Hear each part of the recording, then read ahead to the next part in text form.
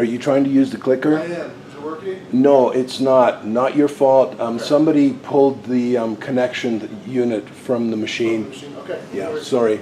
Nobody asked me about it, so I didn't think to check. No worries. So it's gone now. I got to get myself a new clicker. Yeah, that sucks. Yeah. Well, are we good to go? Awesome. Well, thanks for having us today. We're Green Consulting Company. My name is JP. This is Jake, Logan, and John. We're here to talk to you today about ways to improve your speeches for recruitment processes to have more diversity within your organization. We're going to do that a few ways. One is using the power of talk from Deborah Tannen. And what she talks about is the assumptions of linguistic styles can cause unintended consequences for your company. And a couple examples of those are sharing credit. A lot of people don't like to use I when talking about things that they have accomplished. They want to say we because it can seem too self-promoting to use I. And one of the issues that come with that is that you don't get the recognition that you may deserve when presenting your ideas. Second example is being indirect. People don't like to be direct because you can seem bossy. And people don't want to seem bossy because it can seem rude and that it may not be the best way to enforce what you want. But the problem with not being direct is that you seem like you lack assertiveness. And two things that you guys want through your recruitment speeches is one, to show that you guys have accomplished quite a few things. You guys do a lot for women and equality, so you need to come off and be very prominent with your accomplishments. And you need to be direct and show that you really have done a lot of things, and this may improve your recruitment process and increase the diversity that you see. And to talk about being a more authentic speaker, Jake Berry. Thank you very much, JP. So first off, one of the things that I'm going to talk about is Nick Morgan, and he writes about how to become an authentic speaker. So first of all, you need to start by being open and being comfortable. So how you do this is when you're writing and getting ready for your presentation and you're talking at home, you want to be able to talk and sit in front of family and friends and be in that same comfortable state. You want to recognize that state, be very comfortable, be open, and you want to make sure that you have that same exact feeling when presenting to your peers and whatever company you're trying to establish with. Next, you want to connect with your audience. You want to be natural and not always strategize. So it is good sometimes to make sure you have a strategy, you have a plan for your presentation, but at the same time, you want to be able that you want your audience to make sure that they feel natural as well as you do. Also, you want to be passionate. Whatever topic you're talking about, doesn't matter how connected you are to it, doesn't matter the amount you know about it, you need to make sure you're passionate because your audience is going to feel that passion, and if it's not there, they're not going to be as passionate as listening to you as you are as to presenting to them.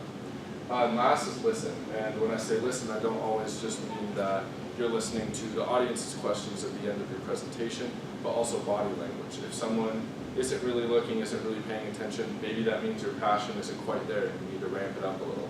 Or if people are kind of leaning back, maybe you're going a little too much, speaking a little too loud. So how this can help you. So being more welcoming, obviously if you're talking in a monotone voice or you're not coming off as very friendly, that's not going to help the audience or anyone that you're trying to recruit. Listening, same thing. You just want to make sure that you're listening to the audience, body language, and the questions at the end. Maybe someone's asking some detailed question, and you want to make sure that you can answer that as thoroughly as possible. Body language. If you look at these two pictures, so this top one is a guy giving a TED Talk. He's very open. His hands are open. He has a little bit of a smile on his face. No notes. He's kind of going with the flow. Very welcoming. And then this picture on the bottom is possibly a high school student. They have their arms crossed, they're looking down, they're looking at their notes, and that's just something that you don't want to do because then your audience doesn't feel very welcome to you. And then that same level of comfort, you want to make sure that you feel as if you're talking to your family or your friends. You want to be comfortable because the audience can feel the same way. Yeah. questions? Yeah. As a matter of fact, I do.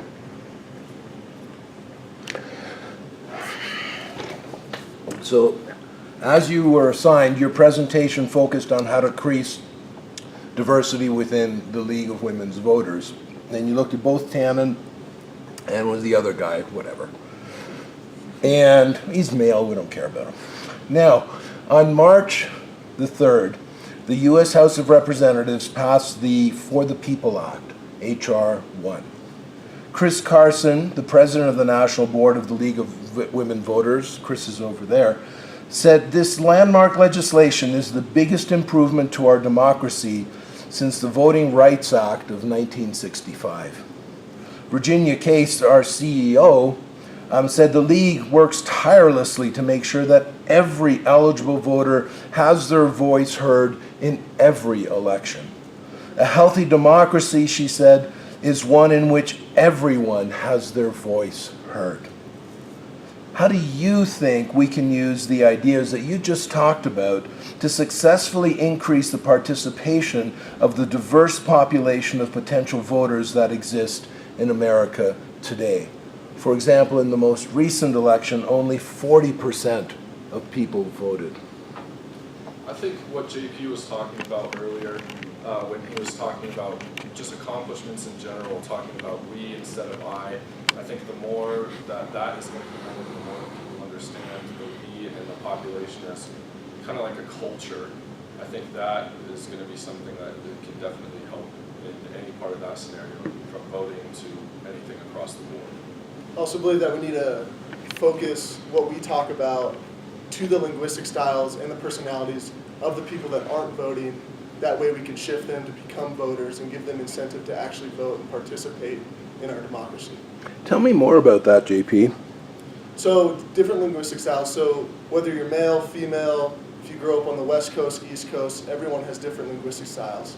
How they interpret different things and how you may interpret what they're saying, because they have different ways that they have body language, voice inflection, or words that they use. It's all different. It can all have different meanings. So the more we understand each other's different linguistic styles, the more we'd be able to integrate them into our organization and provide them opportunities to vote.